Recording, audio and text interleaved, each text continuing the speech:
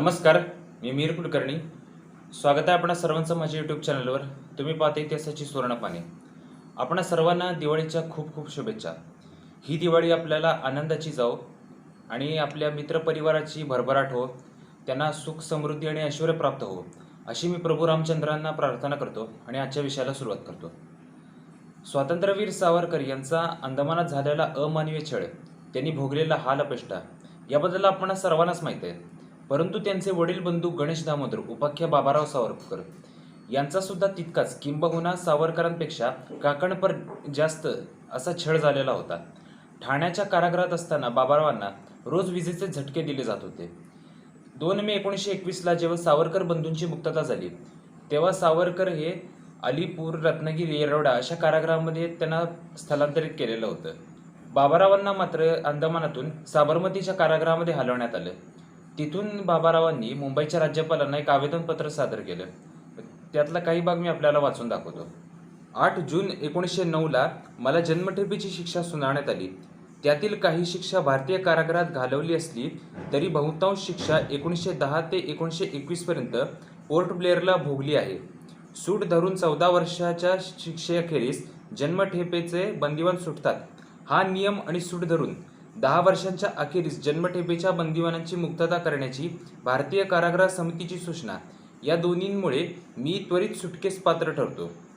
डिसेंबर 1919 मध्ये राजबंद्यांना दिलेल्या सार्वत्रिक राज्यक्षमेच्या वेळी मी आणि माझा भाऊ विनायक दामोदर सावरकर या सार्वत्रिक राज्यक्षमेच्या लाभातून अन्यायपूर्वक वळवण्यात आले होते आणि जेव्हा माझ्या भावाने आम्हा दोघांविषयी महाराज्यपालांकडे हे प्रकरण मांडले तेव्हा राजक्षमेचा लाभ आम्हाला देण्यास ते अद्यापही तयार नसल्याचे आम्हाला कळवले गेले.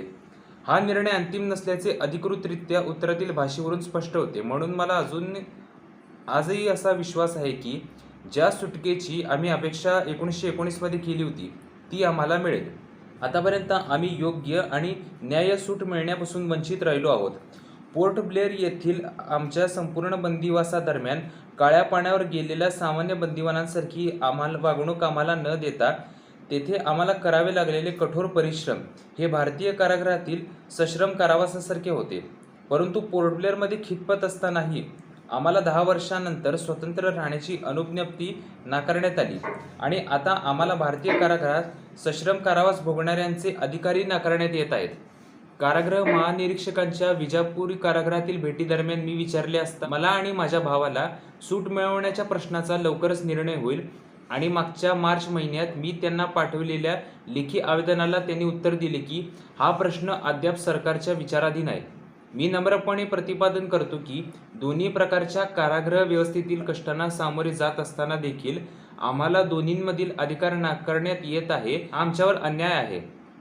पोर्ट ब्लेअरमध्ये मला सुमारे 950 दिवस आणि माझ्या भावाला सुमारे 840 दिवसांची सूट देय असून 14 वर्षांच्या नियमानुसार आम्ही दोघेही त्वरित सुटकेस पात्र आहोत.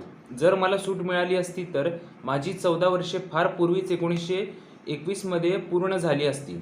1914 पासून म्हणजे गेल्या 8 वर्षांपासून जास्त काळ कारागृहातील माझे वर्तन चांगले राहिले आहे आणि तेथे मला एकही शिक्षा झालेली नाही. पोर्ट ब्लेअरमधील इतर कोणत्याही राजबंद्यांपेक्षा माझ्या भावाचे इतिवृत्त कितीतरी चांगले आहे. 11.5 वर्षांच्या प्रदीर्घ कालावधीत 1913 व 1914 मध्ये त्याला फक्त 1-2दाच शिक्षा झालेली आहे. येरवडा कारागृहात पूर्ण 35 पौंड धान्य दळू न शकल्याने मला 1909 मध्ये आणि 1910 मध्ये शिक्षा झाली होती. परंतु त्यावेळी माझे वजन अतिशय कमी झालेले असल्यामुळे तेवढे धान्य दळणे मला आवाक्याबाहेर होते. पोर्ट ब्लेअरमध्ये आम्हाला शारीरिकदृष्ट्या असह्य असे अत्यंत कठोर काम देण्यात आले असल्याने इतर राजबंद्यांसह त्याचा प्रतिकार केल्यामुळे मला शिक्षा देण्यात आली होती. पण 1914 पासून इतरांनी काही वेळा संप केला असला तरी मी त्यात सहभागी झालो नाही.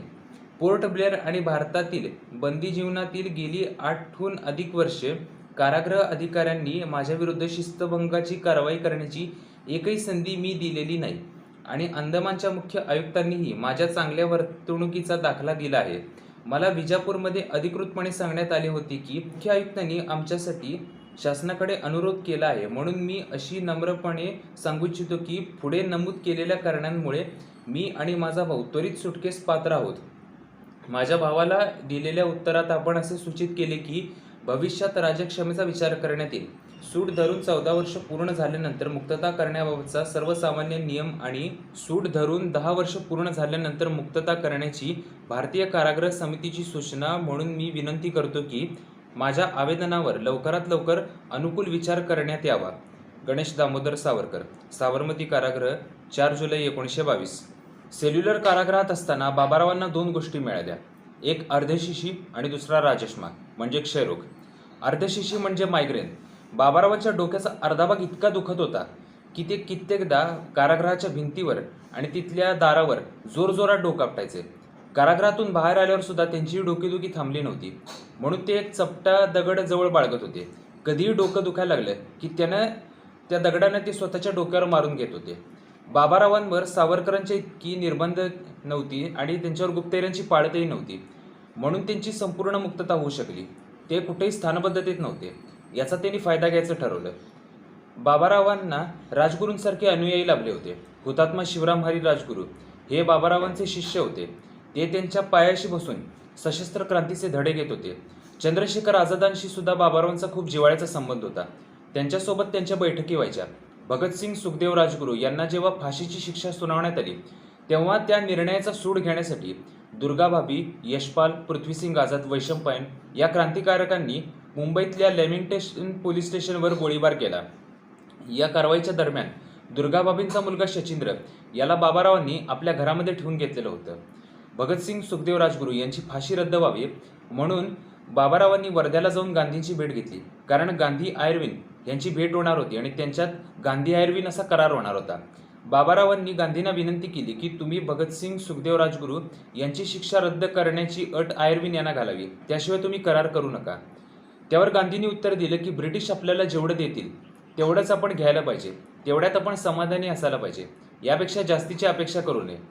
त्यावर बाबारावांनी उत्तर दिलं, जर ब्रिटिश आपण जे मागू तेवढंच ब्रिटिश आपल्याला देणार असतील तर मग आपण स्वातंत्र्याची मागणी का करतोय, ते सुद्धा ब्रिटिश आपल्याला देणारच नाहीत.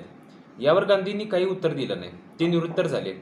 पुढे गांधी म्हणाले की मी हिंसेचं समर्थन करत नाही. बाबारावांनी त्यांना प्रतिप्रश्न केला, स्वामी श्रद्धानंद यांची अब्दुल रशीदनं हत्या केली तेव्हा तुम्ही त्याला आपला भाऊ म्हणाला, मग अब्दुल रशीदनं जे केलं त्याला तुम्ही काय म्हणाल? गांधी परत काही बोलू शकले नाहीत. आलो आलो असं म्हणत गांधी तिथून निघून गेले. आपल्याला कुणीतरी हाक मारली आहे अशा आविर्भावामध्ये गांधी तिथून निघून गेले होते. खरं तर त्यांना कुणीही बोलवलेलं नव्हतं, पण आपण काय पुढे बोलू शकणार नाही याची त्यांना कल्पना आली होती, म्हणून ते तिथून उठून निघून गेले. सावरकरांची सर्व आवेदनपत्र मी आपल्याला वाचून दाखवलेली आहेत. सावरकर जेव्हा सेल्युलर कारागृहात होते तेव्हा त्यांना वर्षातून 1 पत्र आपल्या घरी पाठवायची अनुमती होती. वर्षाला 1 याप्रमाणे त्यांनी 8 पत्र आपले धाकटे भाऊ डॉक्टर नारायणराव सावरकर यांना लिहिली होती. त्यातली 3 पत्र मी आपल्याला पुढच्या भागामध्ये वाचून दाखवणार आहे. त्यातला मजकूर हा अतिशय महत्त्वपूर्ण आहे. व्हिडिओ आवडला असेल तर लाईक करा, शेअर करा, इतिहासाची सुवर्णपाने सबस्क्राईब करा. धन्यवाद. नमस्कार.